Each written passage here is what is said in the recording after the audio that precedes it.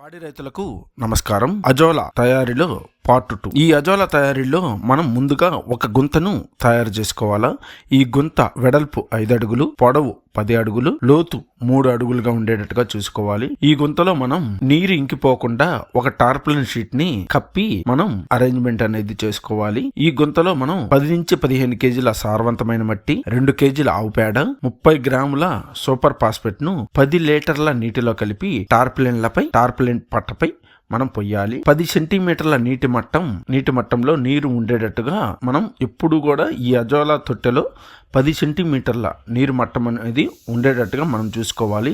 ఈ తొట్టెలో 10 × 5 × 3 1 కేజీ నుంచి 1.5 KG azolla అనేది విత్తనం అనేది అవసరం అవుతుంది.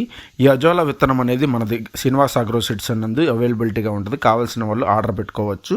ఈ విధంగా వేసుకొని అజోలా విత్తనం అనేది వేసుకొని ఆవు పేడ, ఆవు మూత్రం, బెల్లము, శనగపిండి ఇవన్నీ కలిపి ఈ జీవామృతం అనేది 4 రోజుల తర్వాత మనకి తయారవుతుంది. ఈ జీవామృతాన్ని రోజు మనం ఈ తొట్టెలో చిలకరిస్తూ పొయ్యాలి. ఈ చిలకరిస్తూ పొయ్యడం వల్ల మనకి అజోలా అనేది మంచి క్వాలిటీ వస్తుంది. ఈ అజోలా క్వాలిటీ రావడం వల్ల మనకి అధిక దిగుబడి అనేది వస్తుంది. ఈ విధంగా చేయడం వల్ల 10 నుంచి 15 రోజుల్లో గుంత అంతా అజోలా వ్యాప్తి చెందుతుంది. రేపటి సెషన్ లో ప్రయోజనాలు మరియు సూచనలు. ఈ ఇన్ఫర్మేషన్ మీకు నచ్చినట్లయితే like, share and subscribe.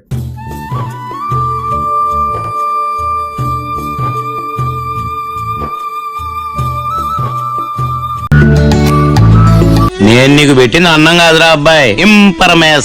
Information is wealth.